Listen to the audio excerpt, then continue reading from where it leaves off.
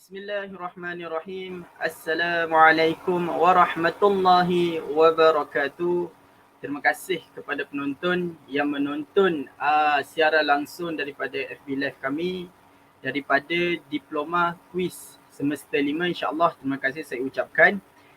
Sebelum kita mulakan majlis kita pada malam ini, saya nak bacakan sedikit rangkap pantun lah untuk para penonton yang istimewa pada malam ni, insyaAllah. Jadi dengarlah. Sayang kumbang mencari makan, terbang seiring di tepi kali. Selamat datang kami ucapkan, moga diiringi restu lain. InsyaAllah ya, sedikit kata-kata semangat lah di awal kita punya program ini. Jadi bagi kita punya program lebih lancar dan diredai oleh Allah, saya menjemput rakan saya iaitu Wan Ashraf untuk membacakan doa. Dipersilakan. Al-Fatihah. A'udzubillah. Alhamdulillah.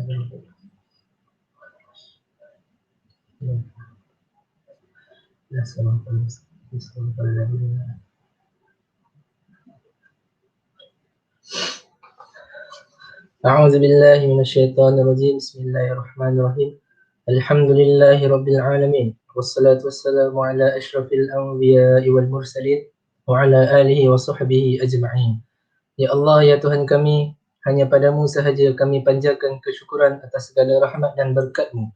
Bersempena dengan majlis pada hari ini, kami memohon inayah dan taufik-Mu. Kurniakanlah kesejahteraan dan kebahagiaan kepada kami.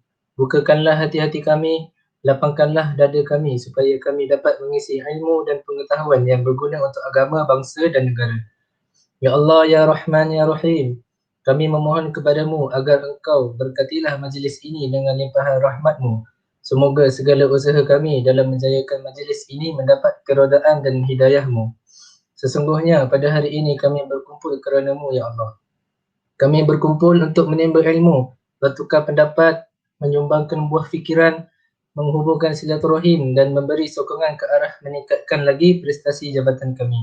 Ya Allah, ya Zal Jalali wal Ikram, kami memohon kekuatan dari hadrat-Mu, ya Allah, supaya kami yang hadir pada hari ini agar kami dapat melaksanakan segala kebajikan dan kami pohon perlindungan dengan Engkau daripada melakukan keburukan.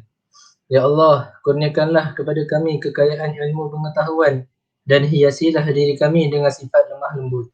Serta muliakanlah kami dengan ketakwaan dan indahkanlah diri kami dengan kesihatan.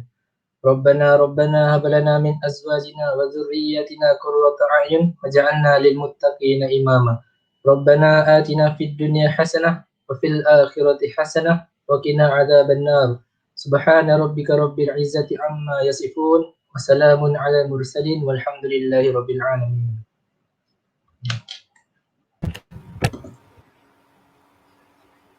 Terima kasih kepada saudara Wan Ashraf atas bacaan doa itu tadi. Semoga program kita pada malam ini dapat berjalan dengan baik dan juga lancar, insyaAllah. Jadi terima kasih saya ucapkan lagi sekali kepada para penonton yang dapat bersama kami dalam program ini. InsyaAllah pada malam ini program kita bertajuk era pandemik, pahit dan manis di sebalik ujian. InsyaAllah malam ini saya dan juga ahli panel yang sangat-sangat istimewa, insyaAllah tuan-tuan dan puan-puan juga mengenali beliau. Beliau juga sering masuk di dalam kaca-kaca TV, siaran-siaran langsung di TV seperti rancangan Al-Kuliah dan juga Tanyalah Ustaz. InsyaAllah pada malam ini saya bersama beliau. Sebelum saya menjemput beliau pada malam ini, sedikitlah saya memperkenalkan. Mungkin ada di antara penonton ini yang mungkin baru saja menonton masuk live kami, tak tahu siapa ahli panel pada malam ini. Jadi saya memperkenalkan, nama yang diberi adalah Muhammad Ilyas bin Ismail. Beliau mendapat pendidikan Diploma Pengajian Islam, Quran dan Sunnah di Quiz. Beliau dulu juga belajar di Quiz. Seterusnya beliau melanjutkan pelajaran di Universiti Al-Azhar mengambil bahasa Arab, Usuluddin dan dakwah. Dan beliau juga sangat-sangat aktif, sering kali keluar di Tanyalah Ustaz TV9 dan juga Al-Kuliah TV3 dan banyak lagi rancangan di TV. InsyaAllah Dengan segala hormatnya, saya mempersilakan Ustaz Ilyas. Assalamualaikum Ustaz. Waalaikumsalam warahmatullahi wabarakatuh. Hafizi, apa khabar? Alhamdulillah Ustaz, sihat.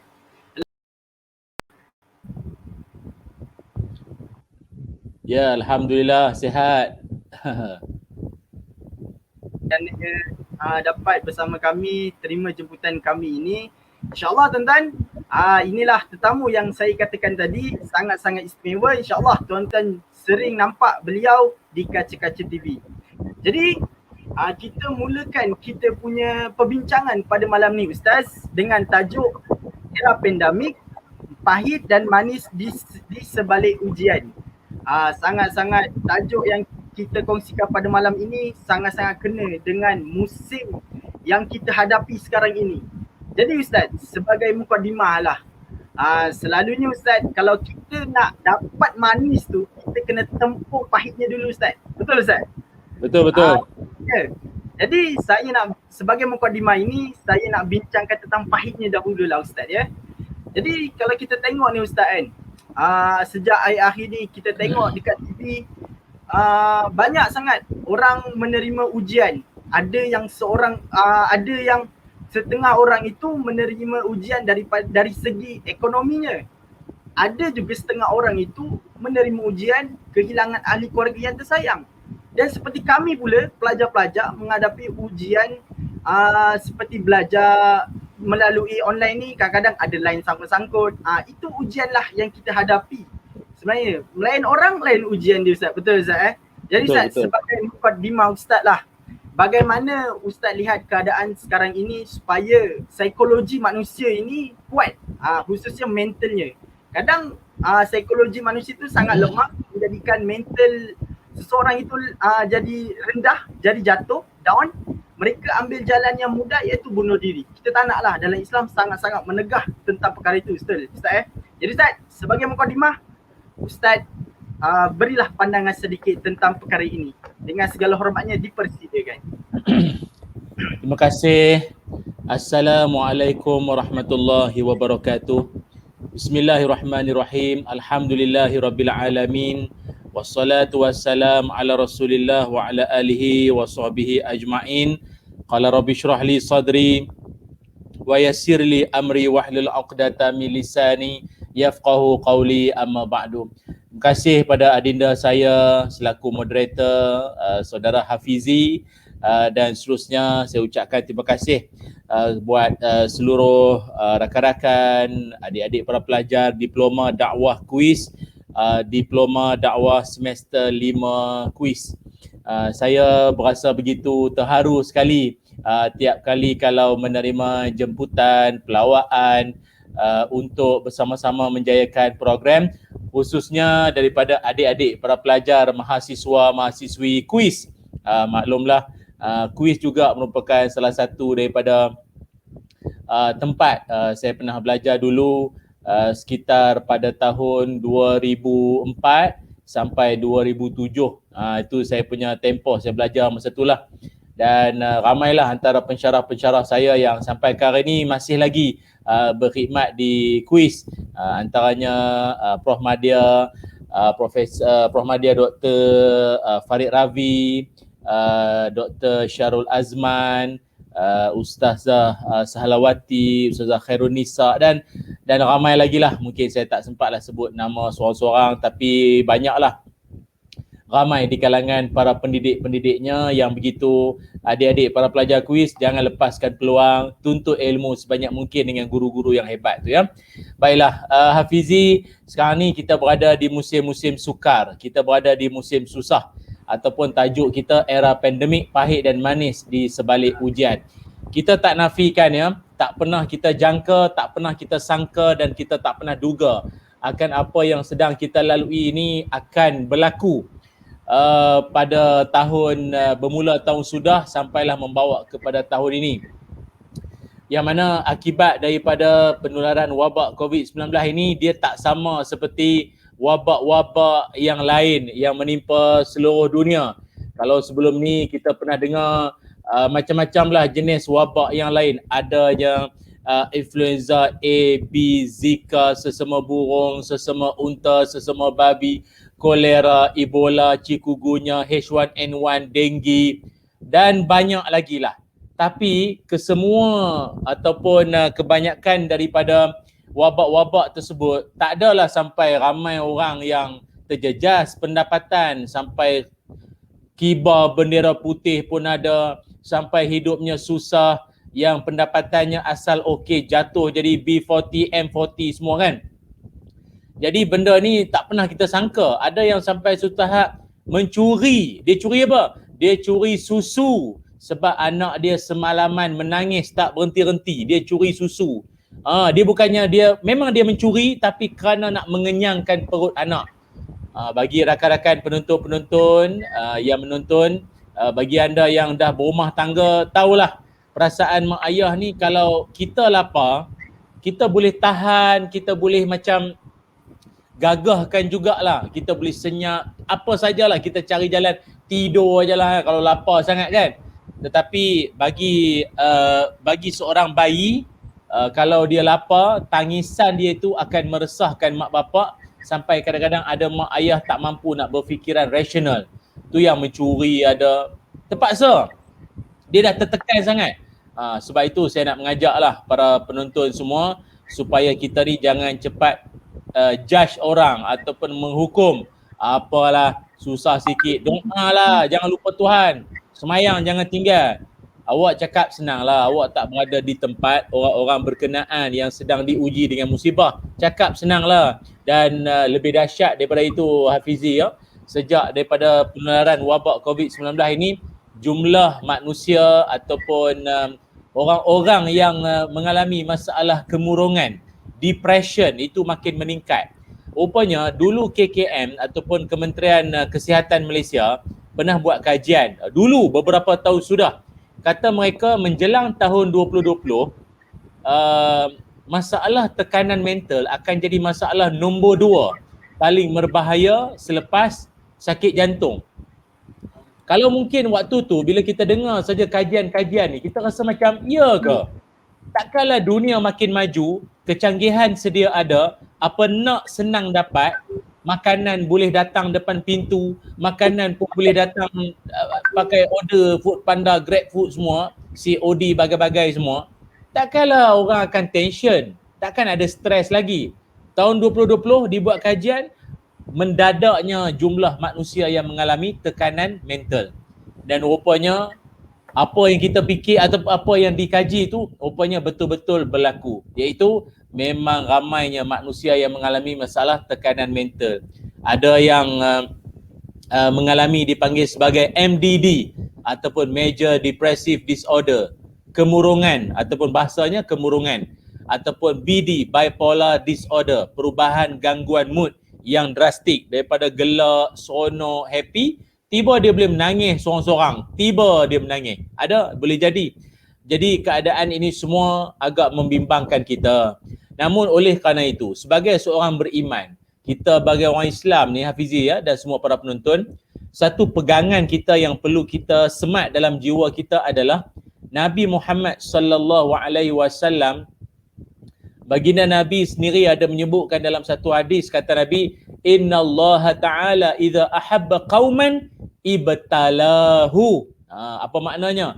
Kata Nabi, sesungguhnya Allah Ta'ala ini kalau mencintai sesuatu kaum, Allah kalau dia sayang satu-satu kaum, dia sayang satu-satu golongan, maka apakah yang Allah Ta'ala akan buat kalau Allah sayang satu golongan itu? Kata Nabi, ibtalahu, Allah akan menguji mereka. Allah akan bagi test kepada mereka, ujian-ujian. Maknanya ujian ini tak dapat lari daripada bentuk-bentuk kasih sayang Allah. Maknanya tiap kali kalau kita diuji, ingatlah ujian yang datang disertai bersama dengan kasih sayang Allah. Allah sayang kepada kita semua. Ini akan membuatkan hati kita kembali bersemangat.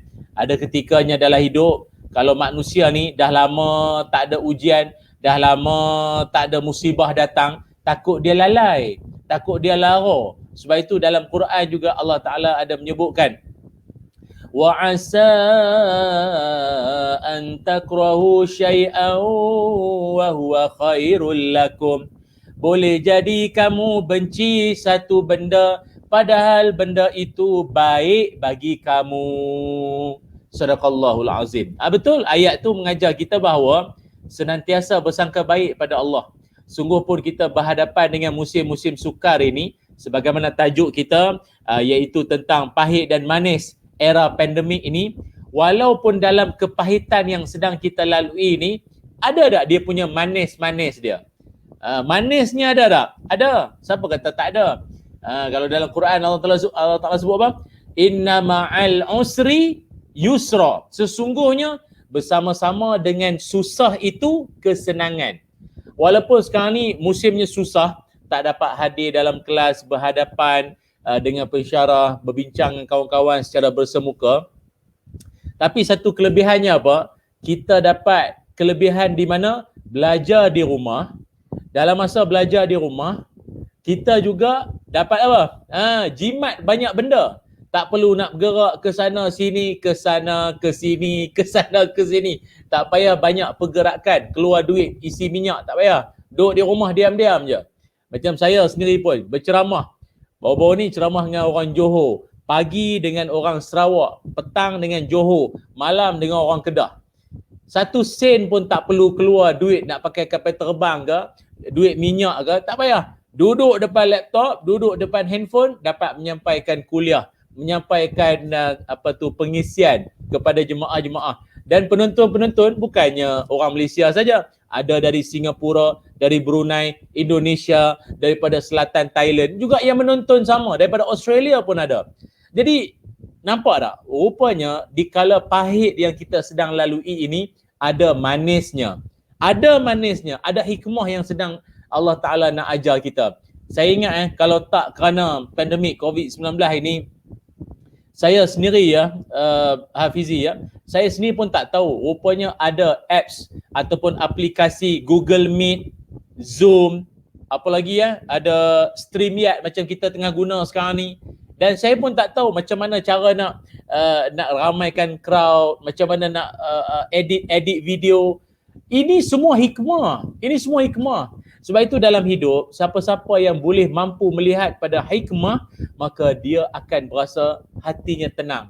Dan dia akan dapat merasai sayangnya Allah terhadap kita dalam musim-musim susah ini. Jadi sebagai kesimpulan untuk soalan yang pertama ini ataupun round yang pertama ini, saya nak kongsikan pada sahabat-sahabat semua bahawa apa yang kesusahan yang sedang kita lalui ini, ia adalah salah satu daripada jalan-jalan untuk membawa kita ke arah kejayaan. Ingat, walaupun dalam dunia ini ada perkara yang asalnya pahit, tetapi pahit itu ubat. Ubat itu menyihatkan. Anda tengok saja kalau sepohon pokok yang rendang, yang subur, mengeluarkan buah-buah yang manis, bermula apabila pokok itu dibaja. Baja tu dibuat daripada apa? Baja buat daripada apa? Baja tu kan daripada najis haiwan. Pernah tak kita terfikir macam mana dengan najis dapat menyuburkan pokok? Kan ada setengah orang kan pakai pakai tahi lembu lah, tahi ayam lah, ada saja kan dia benda-benda tu dia organik. Baja organik memang busuk. Tapi bayangkan, walaupun najis-najis itu boleh menjadi satu bentuk kesuburan pada pokok, maka apa iktibar dalam hidup? Iktibarnya adalah walaupun dalam hidup kita nampak satu perkara tu busuk, nampak satu benda tu pahit, nampak satu benda tu memang membawa keburukan pada zahirnya, tapi dalam diam Allah sedang mengajar kita banyak perkara dan hikmah yang tak pernah henti-henti, khususnya bagi orang-orang yang berfikir. Wallahu alam untuk soalan yang pertama, Hafizi ya. Okey, baik Ustaz. Alhamdulillah. Itu adalah soalan yang mukadimah yang baik Ustaz sebenarnya. Untuk saya sebab Ustaz tadi ada sentuh tentang manisnya sedikit. Apa itu sebenarnya tuan-tuan para penonton? Sebenarnya kita sedang lalui manisnya. Mungkin ada para penonton, saya bukan nak bersangka buruk atau bersangka yang tak baik pada penonton lah. mungkin sebelum ni kalau kita malam macam ni, selalu kalau kita tengok dekat surau-surau pun kan, sebelum pandemik ni, kalau kita nak dengar kuliah, selalunya mereka akan buat selepas maghrib. Tapi bila ada macam ni, platform ni, bila ada platform macam ni, lepas isyak pun kita boleh lagi cari ilmu untuk diri kita. Itu sebenarnya juga adalah hikmah sebenarnya tuan-tuan. Jadi tuan-tuan, sebenarnya tuan-tuan berada dalam hikmah, dalam kemanisan pandemik ni sebenarnya tuan-tuan. Jadi tuan-tuan, saya nak mohon sedikit lah, sedikit pertolongan kami lah supaya para penonton cuba tekan button share sedikit supaya rakan-rakan yang lain dapat bersama-sama kita pada malam ini untuk mendengar perkongsian yang akan dikongsikan oleh Ustaz Ilyas ini. Jadi Ustaz, kita teruskan kita punya soalan yang kedua. Tadi Ustaz, maksud Allah uji tu adalah Allah sayang kita Ustaz, betul ya Ustaz? Tapi betul. Ustaz, kadang orang tu, manusia tu tak nampak Ustaz apa yang Allah sayang kita. Allah sayang kita. Kadang yelah kita, seseorang tu dah sangat-sangat stres mungkin dengan fikir anaknya tak makan, tadi macam Ustaz kata, ekonomi, kerja tak boleh kerja, kena buang kerja. Jadi dia makin stres Ustaz. Jadi Ustaz, macam mana kita nak mantapkan kita punya mental dari segi emosi kita, nak kawal emosi kita, cara nak mengatasi lah, senang cerita. Jadi Ustaz, itu soalan kedua saya. Dipersilakan Ustaz. Baik, terima kasih saudara Hafizi, para penonton yang saya hormati sekalian, yang saya muliakan semuanya. Ya, pahit dan manis di sebalik ujian yang kita sedang lalui ini, kita akan dapat hadapinya kalau sekiranya kita dapat sematkan pada jiwa kita dengan beberapa panduan ataupun beberapa pegangan. Okey, 3 perkara yang saya nak kongsikan. 3 perkara yang saya harapkan anda dapat jadikan ia sebagai pedoman buat kita bersama. Apakah 3 perkara tersebut?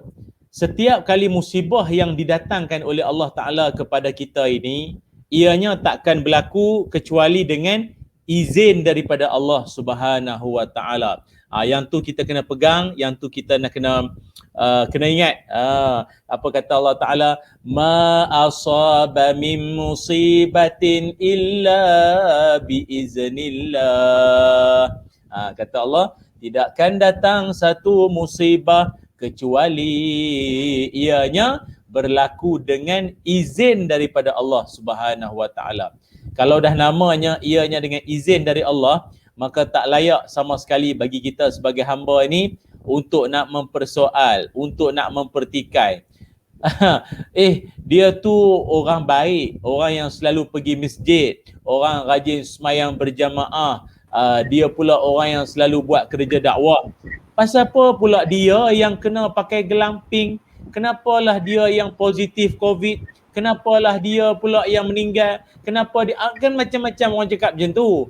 Jadi kita nak bagi tahu pada para penonton semua, tak layak sama sekali untuk kita nak mempersoalkan macam tu. Sebab apa? Apa yang berlaku itu dengan izin Allah.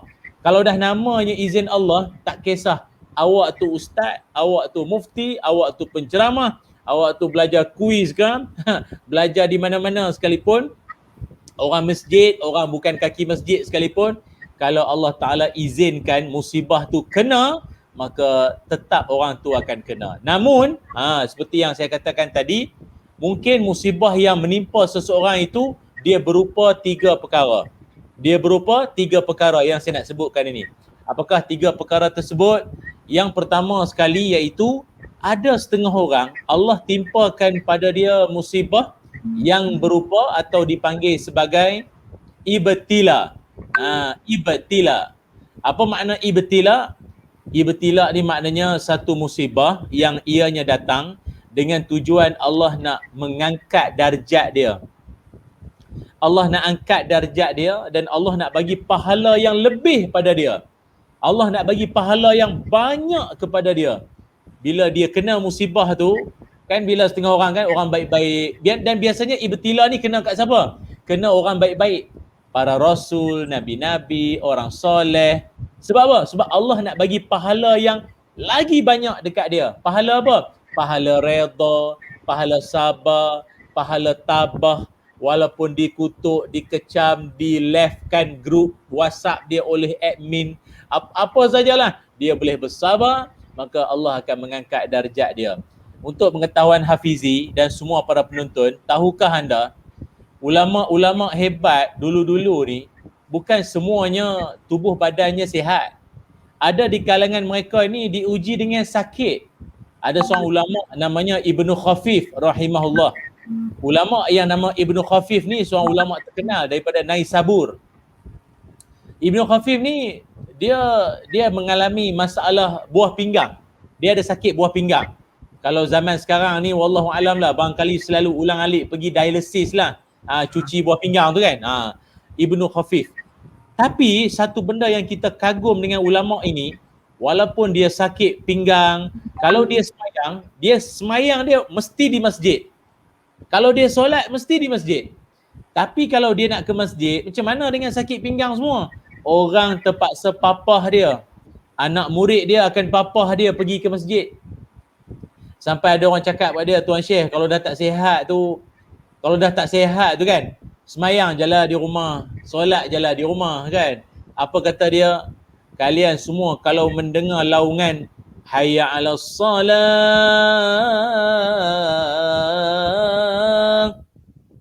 dengar laungan menuju ke arah solat, maka kalau kalian semua tak nampak aku di soft-soft solat di masjid, carilah aku di kubur, kata dia. Maknanya dia seorang yang antara solat di masjid atau mati, tu je lah. Tu hebat tu, semangat seorang ulama. Padahal dia sakit tu, dia sakit lah, lantak lah. Jadi aku nak semayang berjemaah juga. Ada setengah orang, walaupun dia diuji sakit, dia tak peduli itu semua. Siapa lagi kalau kita ambil contoh? Imam Syafi'i. Imam Syafi'i, untuk pengetahuan semua sahabat-sahabat ya, Hafizi dan semua penonton-penonton, Imam Syafi'i tuan-tuan, bukannya orang yang sihat juga. Beliau seorang yang diuji Allah dengan sakit buasir. Imam Syafi'i sakit buasir.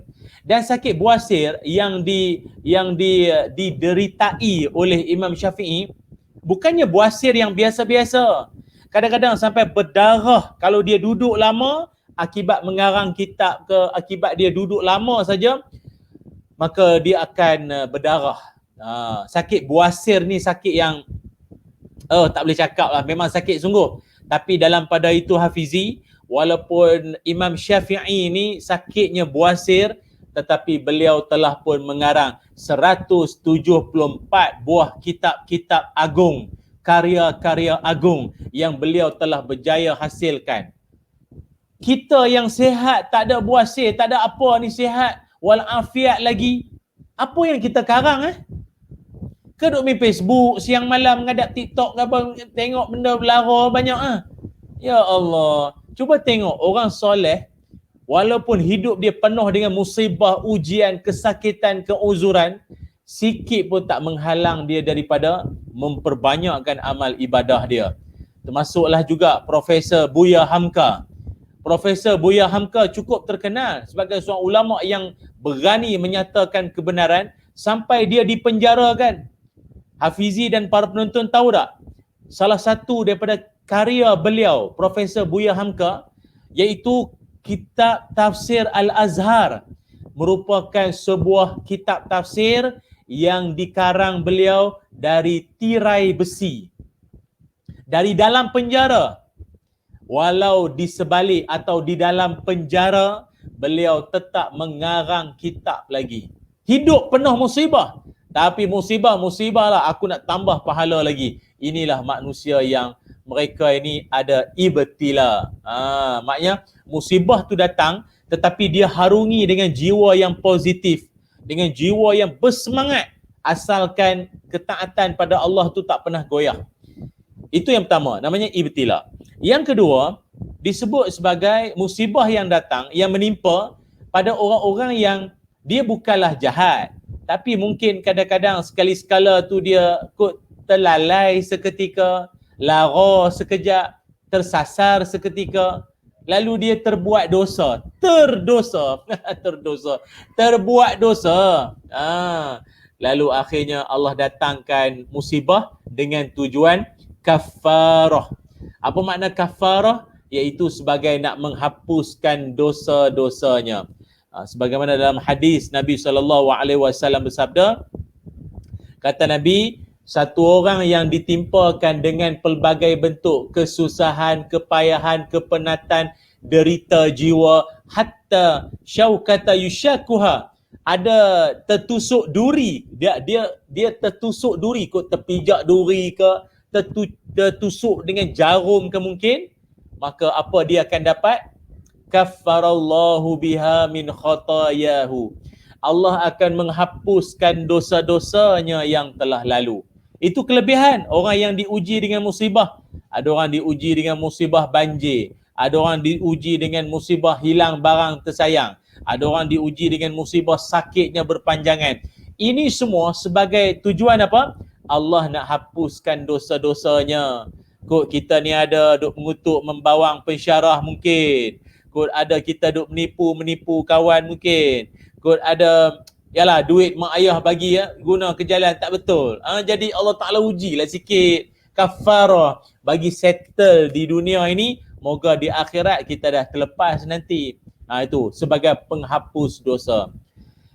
Akan tapi kalau setakat ibtila ataupun kafarah itu okey lagi. Paling kita minta berlindung pada Allah Ta'ala, iaitu yang ketiga, namanya bala. Bala ni yang paling kita tak mau. Bala ni maksudnya apa? Satu bentuk musibah yang Allah datangkan kepada orang-orang yang jahat hidup dia, zalim, kejam. Yang lebih dahsyat lagi, dia akan kena, dunia dia kena, akhirat nanti pun dia kena. Siapa antara tokoh-tokoh figura terkenal sebagai contoh nak bagi faham tentang bala ini? Firaun, Qarun, Namrud dan banyak lagi yang kita pun mungkin kenal dalam lipatan sejarah manusia-manusia ini. Dia orang tu musibah dunia pun dia kena, akhirat pun dia kena nanti lagi teruk. Kita kurang-kurang kalau ada musibah yang menimpa kita pun paling-paling tidak dunia saja. Akhirat nanti moga terlepas. Itulah tujuannya. Jadi tiap kali kalau kita kena musibah, apa saja ujian, tekanan dalam hidup, anggaplah itu adalah sebagai jalan Allah nak bagi pahala, Allah nak angkat darjat kita dan juga Allah nak hapuskan dosa-dosa kita. Namun dalam masa yang sama juga, saya nak menarik perhatian para penonton semua, hidup kalau tak ada ujian, hidup kalau tak ada musibah, tak ada ujian yang menekan kita, kita tak akan jadi orang yang kuat, kita tak akan jadi orang yang bijak, kita tak akan jadi orang yang kreatif dalam hidup. Disebabkan kepayahan hidup, kesusahan itu ini akan membuatkan kita jadi orang yang kreatif. Cari jalan, macam mana nak buat itu, nak buat ini, musim susah macam ni. Macam mana ni? Allah nak bagi kita keluarkan idea-idea kreatif kita. Hafizi, ada satu cerita tau. Ini Ustaz nak ceritalah dengan semua para penonton ya, rakan-rakan semua. Ada satu kisah yang pernah berlaku. Dia sebenarnya bukanlah satu kisah apa pun. Dia macam satu eksperimen. Di negara Jepun. Jepun ni terkenal dengan negara yang kuat makan seafood, makan makanan laut. Cumanya nelayan-nelayan di Jepun, mereka ini kalau tangkap ikan di tengah laut, bila ikan-ikan yang ditangkap tu pula, bila dibawa saja sampai dekat tanah besar ataupun sampai dekat kata orang sampai dekat darat lah, kebanyakan ikan-ikan yang diorang tangkap tu banyaknya mati. Dia bila ditangkap ikan-ikan tu, mereka akan masukkan dalam satu bekas yang besar berisi air. Macam tu. Tapi kebanyakan ikan-ikan yang ditangkap tu bila sampai saja dekat darat, banyak ikan tu dah mati. Kebanyakan dah mati. Apa masalah ikan mati? Kita pun banyak makan ikan yang mati dah. Masalahnya orang Jepun dia kalau makan fresh, dia makan mesti fresh punya. Macam ikan salmon, ikan-ikan yang mahal-mahal ni, dia makan fresh, segar. Kita kadang ikan dah mata tu dah merah, terbeliak dah mata tu, lalat buat telur dah dalam tu, makan lagi kita ni, terpenyek-penyek, binyai dah ikan tu pun, beli lagi lelong-lelong pun. Dia orang tak. Jadi macam mana nak nelayan-nelayan ni nak memastikan ikan-ikan tu dia kekal segar, hidup, fresh bila sampai dekat darat. Idea dia orang apa dia? Mereka memasukkan seekor anak jerung. Baby shark dudu. Baby shark. Jangan letak mama shark. Kalau letak mama shark, bukan setakat dengan ikan-ikan tu saja. Dengan nelayan semua habis kena faham dek shark tu, mama shark tu. Nah, jadi dia orang letaklah baby shark saja. Anak ikan jerung dimasukkan di dalam bekas berisi air yang ada ikan-ikan kecil itu sekali.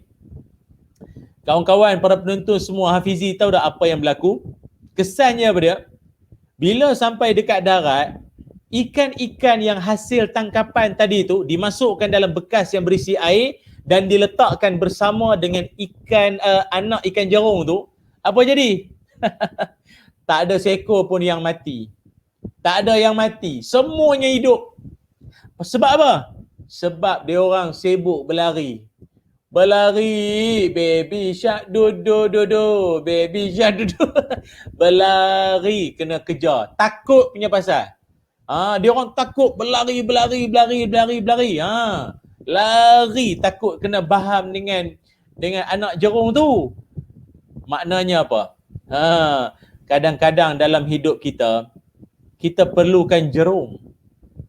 Bukan jeruk, jerung. Kita perlukan juga jerung-jerung ni yang berupa musibah, kepayahan, kesukaran. Kerana dengan itu, dia akan membuatkan akal minda idea kita sentiasa hidup. Sebagaimana hidupnya ikan-ikan itu apabila dikejar tak henti-henti oleh anak jerung tersebut. Maka akhirnya semua ikan tu segar, fresh, hidup bila sampai dekat darat. Maka saya nak umpamakan kita ni semua bagaikan ikan-ikan kecil dalam bekas itu, dan musibah yang sedang kita hadapi ni bagaikan anak jerung yang mengejar kita siang dan malam, memaksa kita untuk mengeluarkan idea-idea kreatif kita atau menolak kita jadi orang yang lebih terkehadapan walaupun di musim yang susah ini. Wallahu a'lam. Baik. Terima kasih Ustaz atas jawapan yang baik. Siap ada lagu Baby Shark dudu, betul. Apa yang Ustaz kongsikan tadi, saya juga memang terus idea kreatif saya terus terkeluar Ustaz. Bila Ustaz cerita tu, saya pun tak terfikir. Bila masa Ustaz cerita orang Jepun tadi mempunyai jerung semua, jadi macam betul, analogi yang Ustaz pakai ni memang betul dan sangat kena. Jadi Ustaz, macam ni Ustaz, di musim pandemik ini kita rindu mak ayah kita. Betul Ustaz kita rindu kampung kita. Dah 2 tahun Ustaz kita tak balik raya Ustaz. Asal asyik raya je, raya Aidilfitri je tak boleh rentas daerah, tak boleh rentas negeri. Kalau raya lagi boleh pula. Macam tu lah lebih kurang. Jadi Ustaz, berkenaan dengan idea kreatif tu, maka lahirlah idea-idea seperti video call, seperti kita tengok ada keluarga buat Google Meet untuk mereka mengekalkan hubungan silaturahmi antara mereka lah. Jadi Ustaz, bagaimana kalau saya katakan dalam konteks pandemik sekarang ni, kita tak lagi hubungan tu lebih akrab antara kita dan keluarga kita. Ustaz ada jawapannya? Dengan segala hormatnya dipersilakan Ustaz. Baik, terima kasih Hafizi. Dia dalam kita hubungan kekeluargaan ni adalah satu bentuk hubungan yang kita nak senantiasa jaga dan pelihara. Walau apa pun yang berlaku, kita mesti kena jaga hubungan silaturahim sesama kita, adik-beradik ke, ataupun sesama kita, sanak saudara kita, sepupu, sepapat kita semua mesti kena jaga. Salah satu daripada perkara yang Nabi SAW ataupun yang boleh kita katakan ucapan sulung Nabi ketika Nabi menjejakkan kaki ke bumi Madinah Al-Munawwarah, apa antara yang Nabi pesankan? Apa kata Nabi? Ya ayyuhan nas afshus salam wa tut'imut ta'am wasillul arham wasallu billail wan nasu niyam tadkhulul jannah bisalam. Apa maknanya? Nabi SAW bersabda, kata Nabi, wahai sekalian manusia, sebarkanlah salam. Tu Nabi ajar tu. Pertama, sebarkanlah salam. Kemudian berilah makan. Kemudian hubungkanlah tali silaturahim. Kemudian solatlah di malam hari ketika manusia lain sedang tidur. Maka kalian semua akan masuk ke dalam syurga dengan kesejahteraan. Salah satu daripada elemen yang Nabi tekankan di situ adalah wasillul arham. Hubungkan silaturahim. Hubungkan silaturahim. Cuma Hafizi dan para penonton semua, saya tertariklah untuk nak mengajak para penonton semua untuk lebih memahami dan jangan salah faham istilah silaturahim. Apa makna silaturahim ni? Ni ramai orang kadang salah faham. Silaturahim ini, ada setengah orang dia menggunakan istilah silaturahim ini pada tempat yang tak betul. Contohnya, dia buat majlis silaturahim geng-geng bikers. Majlis silaturahim rakan-rakan futsal. Majlis silaturahim sekolah-sekolah. Tak. Itu bukan silaturahim, itu ukhuwah. Itu ukhuwah, persaudaraan. Kalau dah namanya silaturahim, itu maknanya iaitu hubungan yang ada kaitan dengan rahim nenek kita, rahim mak kita. Yang tu nama silaturahim. Maknanya apa? Maknanya kalau kata silaturahim ni termasuklah mak ayah kita, mak saudara, pak saudara kita, mak menakan, pak long, pak teh, pak cak, pak ngah, pak tam, lagi apa? Atau naik atas lagi, tok ki, atuk, nenek, moyang, buyut, cekawari, cilawagi, sampai atas-atas lagi. Yang tu nama silaturahim. Yang tu nama silaturahim. Jadi maknanya kalau kita katakanlah kita berwhatsapp, kita telefon, bertanya khabar dengan pak saudara kita, sepupu sepapat kita, paman-paman kita, pakcik-pakcik kita, itulah namanya menghubungkan silaturahim. Itu maksudnya. Kita menghubungkan silaturahim. Maka saya berpesanlah di sini, janganlah sesekali ada di kalangan kita pandang rendah terhadap hubungan kekeluargaan silaturahim ini. Sebab Nabi SAW menyebutkan kalian semua akan mendapat dua perkara. Dua perkara kita akan dapat kalau kita jaga silaturahim. Apakah dua perkara tersebut? Kalau boleh tolong catat di ruangan komen. Dapat catat di ruangan komen tu lagi bagus.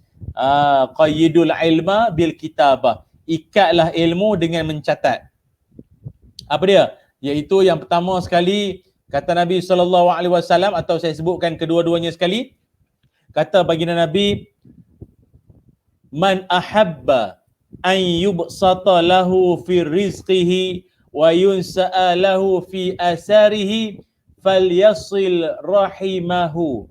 Kata Nabi Muhammad SAW, siapa-siapa yang nakkan supaya rezekinya dilimpah ruahkan, umurnya panjang, maka buat apa? Falyasil rahimahu, hubungkanlah silaturahim.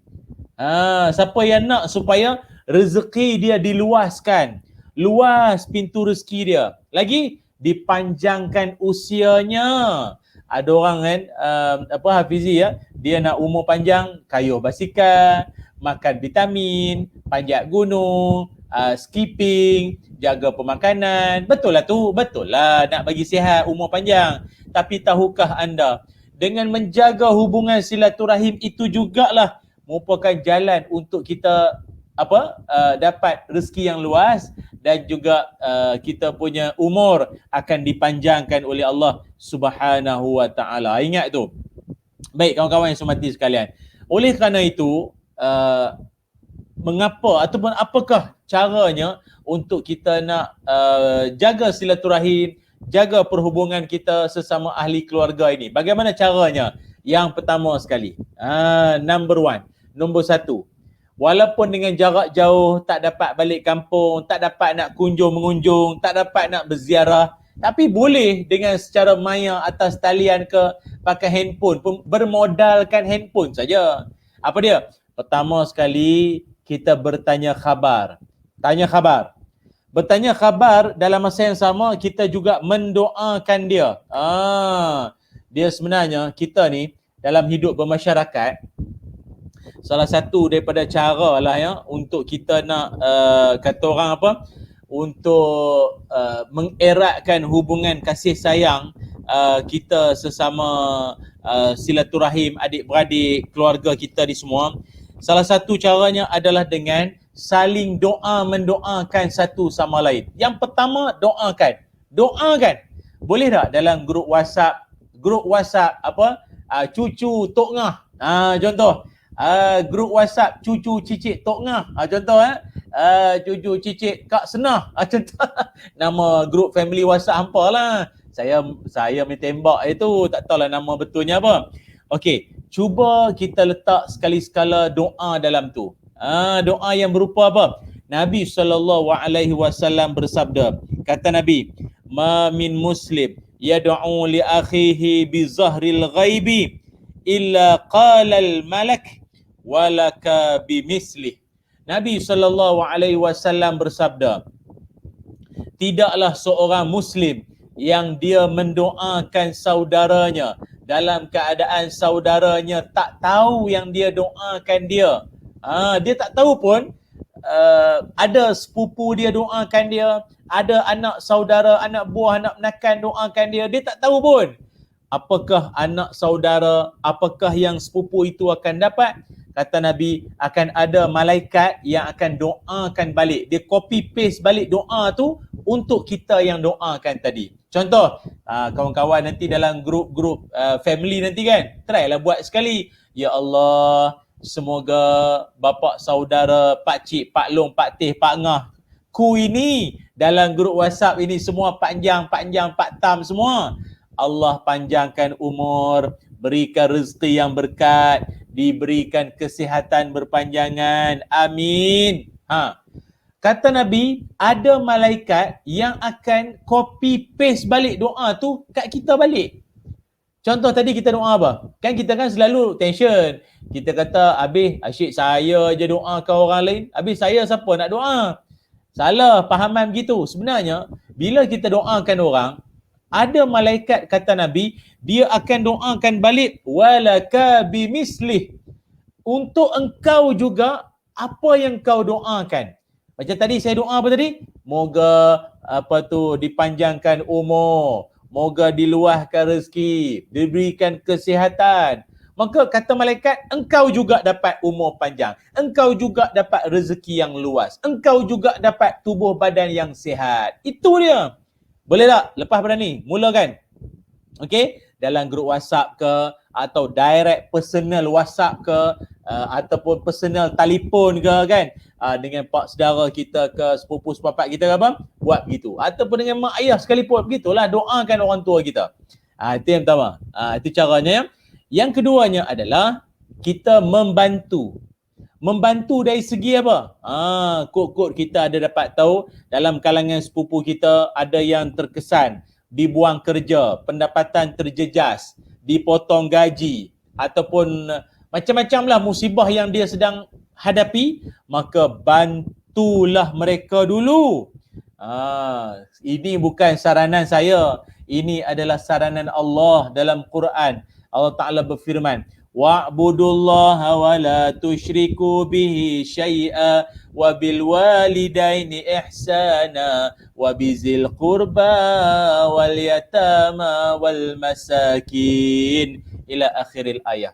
Allah berfirman, dan hendaklah kamu beribadah pada Allah dan jangan kamu sekutukan Allah dengan sesuatu apapun. Hendaklah kamu berbuat baik kepada kedua ibu bapamu dan kaum kerabatmu. Allah Ta'ala sebut apa? Pertama, jangan syirikkan Allah. Itu kita faham lah. Kemudian mesti santun dengan mak ayah kita. Okey, lepas santuni mak ayah kita, santuni wal aqrabin, kaum kerabat, adik-beradik kita, sepupu sepapak pak saudara kita, yang tu yang nak kena tolong dulu. Lepas tu baru wal yatama wal masakin, anak-anak yatim, orang miskin dan seterusnya. Itu cerita dia. Tolong adik-beradik dulu. Tolong dia dulu. Jangan sampai dia yang susah padahal kita hidup senang.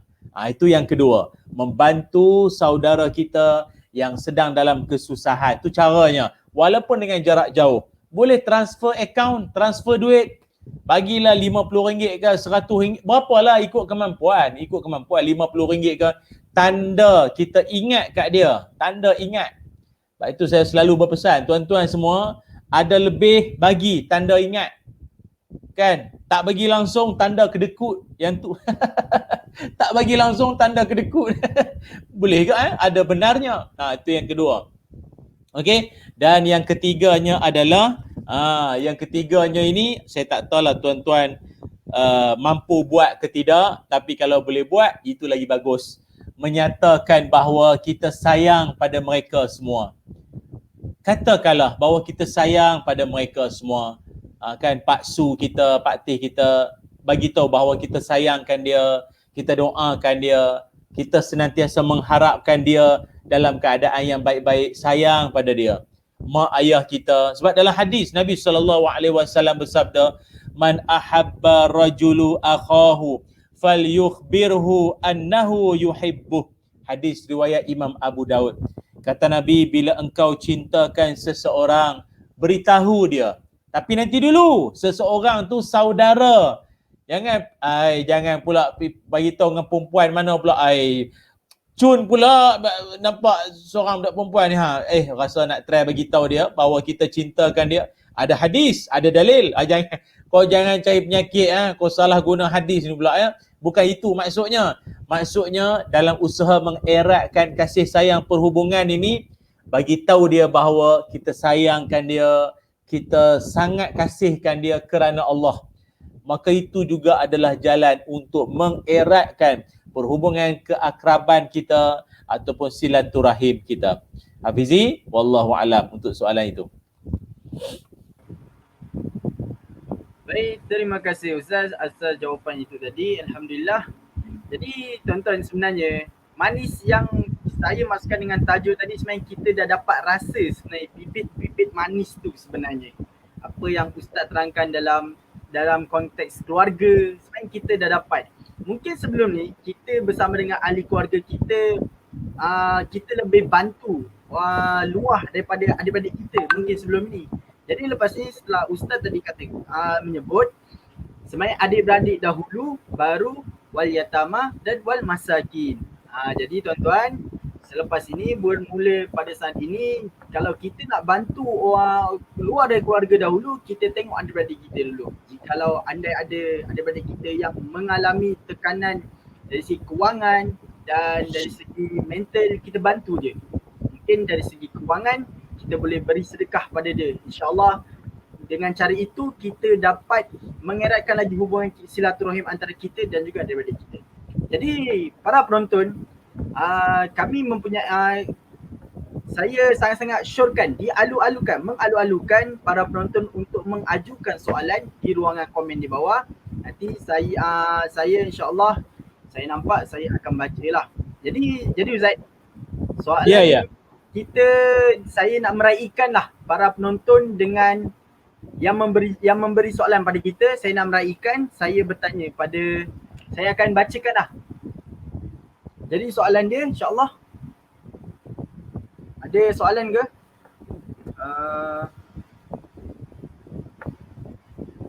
Okey Ustaz, daripada Abu Uwais Ustaz. Soalan dia berbunyi, Assalamualaikum Ustaz. Adakah boleh mengubah takdir? Mohon pencerahan Ustaz. Itu soalan dia. Okey Ustaz, insya-Allah.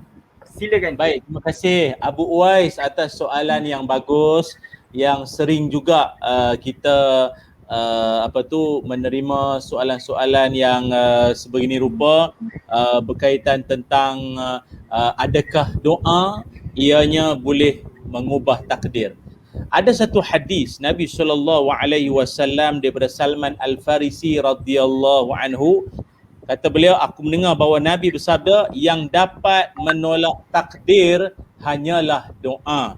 Yang dapat menolak takdir hanyalah doa. Yang dapat menambah umur hanyalah amalan kebaikan. Boleh tak? Ustaz bacakan ataupun Ustaz sebutkan sekali lagi, iaitu yang dapat menolak takdir hanyalah doa. Yang dapat menambah umur hanyalah amalan kebaikan. Itulah dia. Jadi terjawablah soalan itu. Maknanya doa betul, memang ianya dapat mengubah takdir oleh Allah Subhanahu Wa Taala. Tapi bagi kita yang berpegang pada ahli sunnah wal jamaah ini, segalanya Allah. Kan? Segalanya Allah Taala. Tengok pula doa kita bagaimana pula. Tapi kalau ikutkan prinsipnya, betul, doa dapat mengubah takdir, dan yang dapat menambahkan umur kita, memanjangkan umur kita adalah amalan kebaikan kita.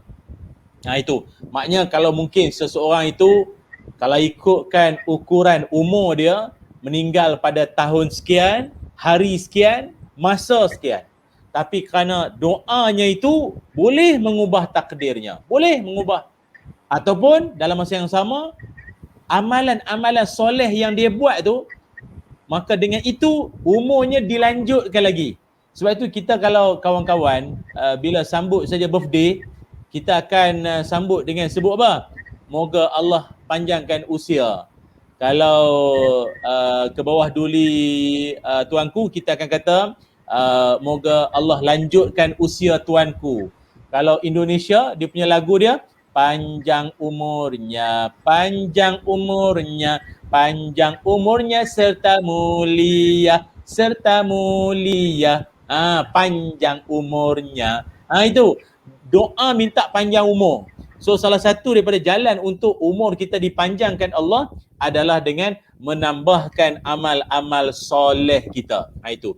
Cumanya yang dimaksudkan yang dimaksudkan doa dapat menolak takdir itu, kata ulama ada dua maksud. Ini untuk perincian lah kalau anda nak faham lagi ya. Iaitu pertamanya, kalau seseorang itu tak berdoa, maka takdirnya seperti itu saja. Yang kedua, kalau seseorang berdoa, takdir akan dijalani dengan mudah. Yang terjadi seakan-akan takdir yang tak elok itu tertolak. Dia macam tu. Dia akan jadi keadaan yang lebih baik. Dia akan jadi keadaan yang lebih baik. Dan yang dimaksudkan umur tidaklah bertambah melainkan dengan kebaikan, itu juga ada dua maksud. Pertama, kalau seseorang itu dia tidak melakukan kebaikan, maka umurnya pendek, umurnya setakat tu je lah. Tetapi kalau seorang tu melakukan kebaikan, umurnya bertambah, dan yang bertambah itu adalah keberkatan usia. Ada setengah ulama menyebutkan keberkatan umur itu bukan pada jumlah kiraan. Bukan maknanya orang tu kalau umur sampai 80 tahun, kira dia tu berkat lah. Tak juga. Imam Syafi'i umurnya sampai 54 tahun. Ada yang kata umur Imam Syafi'i sampai umur 55 saja, kemudian beliau wafat atau meninggal dunia. Tetapi yang kata berkat dan umur yang panjang tu maksudnya apa? Walaupun beliau telah meninggal dunia, tetapi hasil sumbangan dia itu diguna pakai. Namanya disebut-sebut orang sampai kiamat. Sampai kiamat. Macam dia masih lagi hidup. Itu maksud umur yang berkat, umur panjang. Hasil daripada amal-amal soleh yang dia buat. Maka sekali lagi kalau ditanyakan, adakah doa itu dapat menolak takdir atau mengubah takdir? Jawapannya ya, memang betul. Ianya boleh menolak takdir. Maka memperbanyakkanlah kita berdoa pada Allah Ta'ala. Cuma prasyarat dalam doa ini paling penting, ud'ullah wa antum muqinuna bil ijabah. Itu. Apa kata Nabi? Berdoalah kalian kepada Allah dalam keadaan engkau yakin doa engkau akan dimustajabkan Allah. Jangan masa doa tu, ya Allah bagilah aku dapat 4 flat. Ya Allah, bagilah aku cemerlang dalam exam ni. Tapi dalam hati, belajar malas, assignment tak siap, mimpi nak cemerlang. Mulut berdoa, meminta, tapi hati menolak, yakin dengan doa, maka menyebabkan doa seseorang susah nak dimakbulkan. Itu dia. Okey? Dan banyak lagi lah tata cara yang lain. Antaranya Nabi sebut juga jangan terburu-buru, jangan gopoh dalam doa. Sahabat Nabi tanya, "Ya Rasul, macam mana yang dikatakan orang yang gopoh dalam berdoa? Ketika berdoa tu duk tengok jam. Doa, tengok jam. Doa, tengok jam. Adakah itu dikira orang yang gopoh dalam berdoa? Tidak. Maksud gopoh dalam doa itu kata Nabi ialah orang yang ketika dia berdoa, kemudian dia kata macam ni, saya berdoa dah lama dah, tak dapat-dapat lagi. Saya minta jadi kaya, minta jadi handsome, minta jadi itu ini, tak dapat-dapat pun. Tak dapat pun. Sampai setakat ni tak dapat. Itu orang yang gopoh dalam berdoa. Dia tak boleh sabar. Untuk pengetahuan Hafizi dan para penonton semua, Nabi Muhammad SAW, baginda Nabi juga berdoa pada Allah. Nabi juga minta pada Allah. Tapi bukan semuanya permintaan Nabi immediately terus dapat. On the spot dapat. Tidak. Ada juga dalam sejarah Nabi punya doa Allah perkenankan lama lepas tu baru dapat. Apa dia?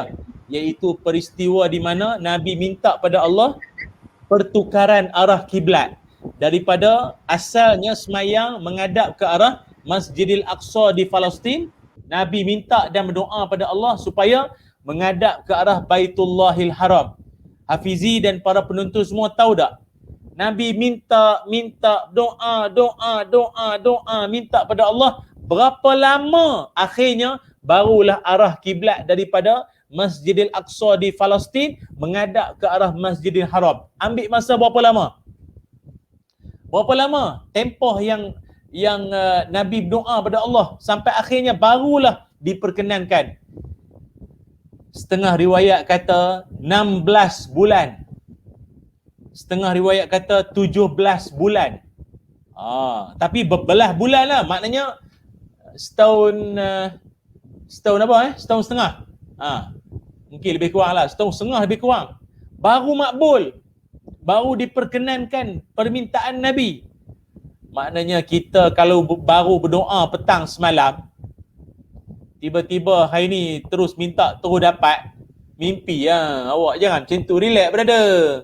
Nabi doa berbelah bulan baru dapat. Kita baru doa minggu lepas, tiba minta terus dapat, relax lah awak. Doa ni kena banyak sabar sikit. Itu barulah akan ianya didatangkan perkara yang baik-baik dalam kehidupan kita. Wallahu a'lam. Baik. Semoga jawapan Ustaz itu tadi dapat menjawablah soalan yang telah diberikan kepada para penonton kita yang diajukan oleh beliau. Jadi seterusnya, soalan seterusnya insya-Allah dari ni Ustaz, daripada jabatan kami sendiri memberi soalan. Soalan dia bunyi macam ni Ustaz. Assalamualaikum Ustaz. Apakah emosi yang tidak patut ada bagi seseorang Muslim ketika menghadapi ujian COVID-19 ini? Macam tu Ustaz jawab soalan dia lebih kurang. Jadi Ustaz, insya-Allah Ustaz jawab Ustaz. Silakan. Baik, terima kasih. Ini jabatan yang tanya ni. Jabatan dakwah dan usuluddin quiz. Maksudnya apakah emosi-emosi yang tak patut bagi kita seorang Muslim ketika ujian COVID-19 ini? Ada beberapa bentuk emosi negatif yang kita kena jauhkan. Pertama sekali saya nak beritahu iaitu emosi ketakutan yang melampau. Ketakutan yang melampau, yang tu jangan ada. Hafizi tahu tak? Sekarang ni akibat daripada ramai orang dia terlalu takut sangat, terlalu bimbang sangat sehingga menimbulkan beberapa golongan. Ada golongan dipanggil germophobia, ada yang dipanggil misofobia, ada yang dipanggil OCD, Obsessive Compulsive Disorder. Ini semua ada maksud dia, ada dia punya jenis-jenis dia. Ada orang germophobia, geli dengan germ, kuman. Sampai tahap dia nak pegang apa pun tak berani Nak pegang tu tak berani, nak buat pegang tu tak berani, takut ada kuman ni COVID. Semua COVID. Ini COVID, ini COVID, ini COVID, ni COVID, ni COVID. Tak hidup awak macam ni. Letih semua benda COVID. Nak pam minyak, nak isi minyak. Orang Petronas tu bagi tahu dah, ini sudah disanitasi. Nozzle ni dah pun disanitasi dah. Sanitize dah.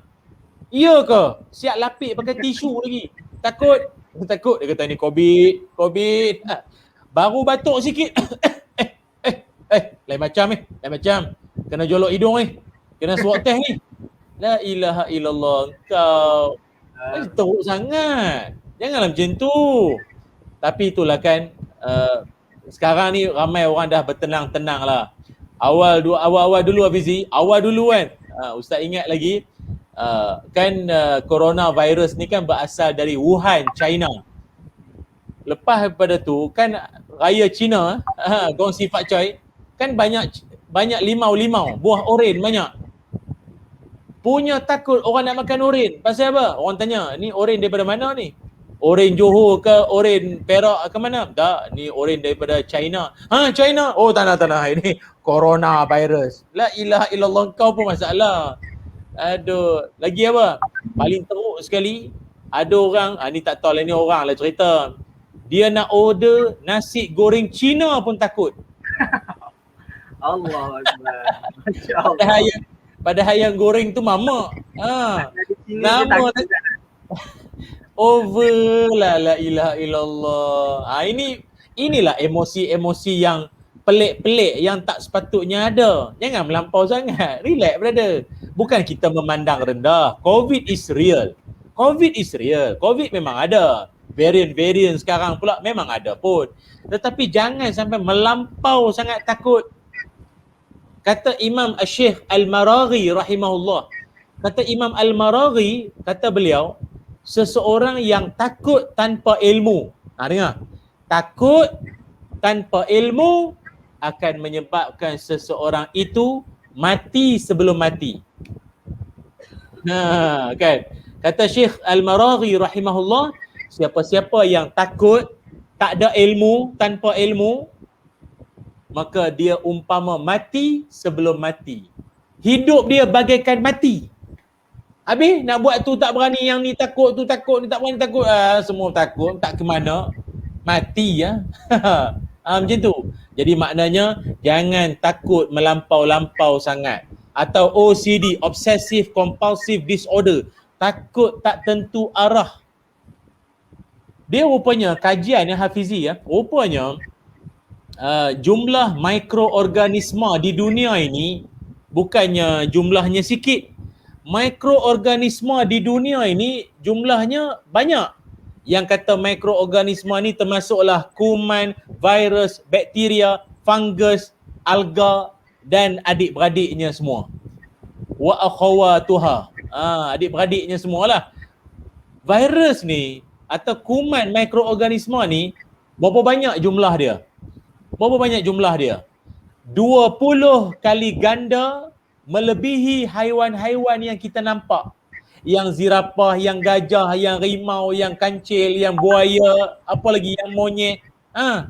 Yang kita nampak tu, kuman, virus 20 kali ganda lebih banyak daripada binatang yang kita nampak pada hari ini. Jadi maknanya di sekitar kita, dekat kawasan Hafizi duduk pun ada kuman, tempat saya duduk ni pun ada kuman. Relax, tenang. Bukankah Nabi SAW mengajarkan kita berkaitan tentang isu kebersihan, menjaga kebersihan diri. Nak makan, cuci tangan. Apa Nabi sebut? Barakatut ta'am, al-wudu qablahu, wal-wudu ba'dahu. Kata Nabi SAW, keberkatan makanan itu ialah berwudu sebelum makan, berwudu selepas makan. Pula dah. Ada yang baru dengar malam ni terperanjat ni. Kena ambil semayang pula sebelum makan. Kena ambil semayang pula selepas makan. Sabar dulu brother. Relax, tenang. Jangan bertendang. Bertenang yang berhormat. Bertenang. Maksud wuduk di sini kata Imam Nawawi rahimahullah iaitu basuh tangan. Basuh tangan. Cuci tangan. Kenapa kena cuci tangan? Kata Imam Ghazali rahimahullah, kerana tangan kita adalah bahagian yang tak dapat lari daripada terkena kuman. Jadi apa yang kita makan, kuman boleh ikut sama masuk dalam perut, dalam badan. Nampak? Orang yang ada ilmu, maka dia tak mudah takut yang tak tentu arah. Tu emosi yang pertama. Emosi ketakutan yang melampau. Yang kedua, emosi negatif yang kita jangan ada. Yang keduanya adalah menakut-nakutkan orang. Jangan. Hafizi, itu kan ada satu kawasan tu lah. Saya tak nak sebutlah kawasan mana. Saya kesal betul lah dengan siapa yang letak banner tu. Saya rasa tak patut betul lah dia letak banner macam tu. Tahu tak? Dia letak banner kain rentang yang tertulis apa? Apa yang ditulis? Anda berada di kawasan risiko COVID-19. Anda mungkin mangsa seterusnya. Astaghfirullahalazim. Nak ku bakar je kain rentang macam tu. Cubalah doa yang elok-elok. Anda berada dalam kawasan berisiko COVID-19. Semoga Allah selamatkan kita. Semoga Allah pelihara kita. Kan comel ayat tu. Tapi sebab dia tak belajar kuis kot kan. Itulah orang suruh masuk kuis. Jom masuk kuis. Barulah terpandu sikit ayat tu. Ada pula ayat macam tu.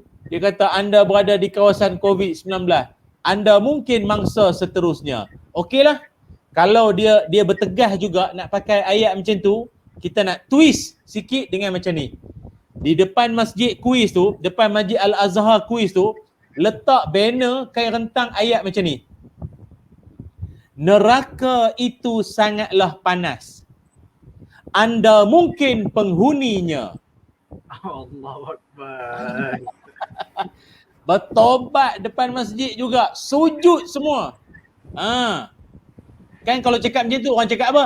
Ustaz, doalah yang baik-baik. Apa pasal nak doa ke neraka pula? Habis tadi, yang kau cakap anda mungkin yang seterusnya mangsa tu bukan doa yang tak elok.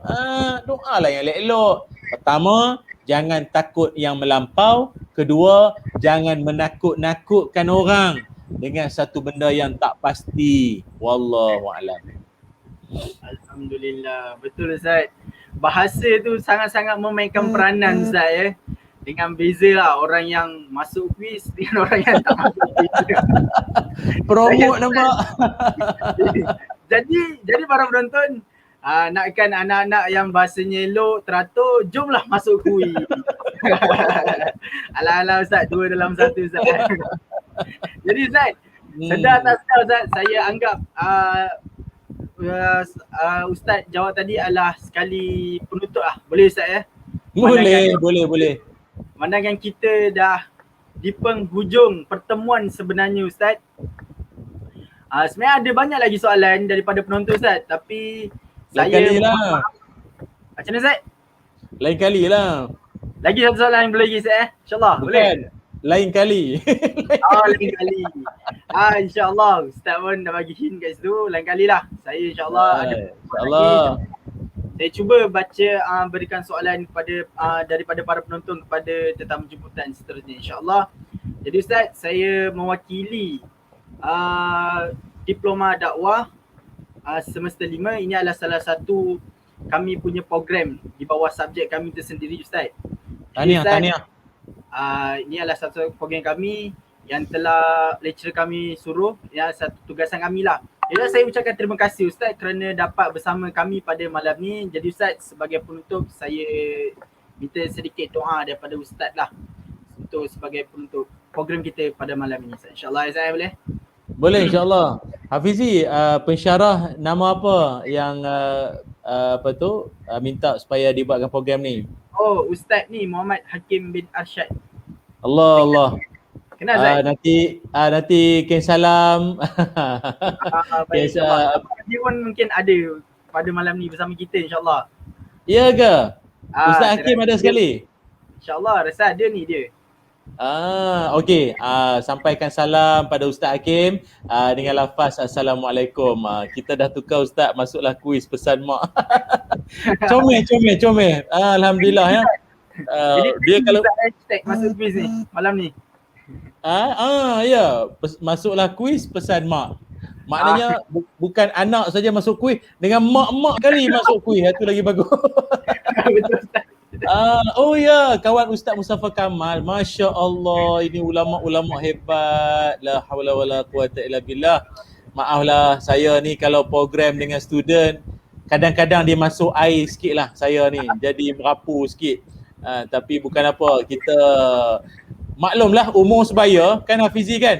Kita kan Yes. itu yang kadang tak sedar diri tu. Wallahu a'lam. Maaf gurau. Bismillahirrahmanirrahim. Allahumma salli ala sayyidina Muhammad wa ala ali sayyidina Muhammad. Alhamdulillahi rabbil alamin. Hamdan yuwafi ni'amahu wa yukafi'u mazidah. Ya Rabbana lakal hamdu kama yanbaghi li jalali wajhika wa an sultanik. Allahumma dafa' 'anna al-bala wal waba wal ghala wal mihan wal fitan ma zahara minha wa ma batan an baladina hadza khassah wa an buldana 'ammah ya rabbal alamin. Allahumma inna na'udzubika minal barasi wal junun wal juzam wa min sayyi'il asqam. Bismillahilladzi la yadurru ma'asmihi syai'un fil ard wala fis sama' wa huwas sami'ul alim. Allahumma aghnina bil ilmi wa zayyinna bil hilmi wa akrimna bit taqwa wa jammilna bil afiyah. Rabbana atina fid dunya hasanah wa fil akhirati hasanah wa qina azaban nar. Wa sallallahu ala sayyidina Muhammad walhamdulillahi rabbil alamin. Taqabbalallahu minna wa minkum. Terima kasih saya ucapkan pada seluruh adik-adik pelajar diploma dakwah atas penganjuran program yang sangat bagus ini, membina jiwa masyarakat kita, kerana kuis bukan hanya untuk pelajar-pelajarnya saja tetapi seluruh umat manusia sejagat. Era pandemik pahit dan manis di sebalik ujian berakhir di sini. Terima kasih sekali lagi. Assalamualaikum warahmatullahi wabarakatuh. Waalaikumsalam warahmatullahi wabarakatuh. Terima kasih Ustaz. Saya ucapkan lagi sekali, saya selaku wakil kelas saya mengucapkan ribuan juga terima kasih kepada Ustaz. InsyaAllah panjang umur, ada rezeki kita jumpa lagi ya Ustaz. Terima kasih kepada penonton yang dapat menemani kami sehingga akhir program, dan Alhamdulillah saya mengucapkan terima kasih kepada penonton semua. Pada malam ni Alhamdulillah seramai 140 mata yang memandang kami. Saya mengucapkan ribuan terima kasih kepada semua. Jadi pertemuan kita sampai di sini sahajalah. Jadi saya mohon dan maaf jikalau ada tersalah bahasa atau terkasar bahasa yang menggoreskan hati para penonton dan juga yang melihat. InsyaAllah saya yang baik itu datang daripada Allah Subhanahu Wa Taala, yang lemah itu datang daripada saya sendiri. Aku qauli hadza. Saya ucapkan terima kasih. Kita tutup majlis kita dengan tasbih kifarah dan surah As.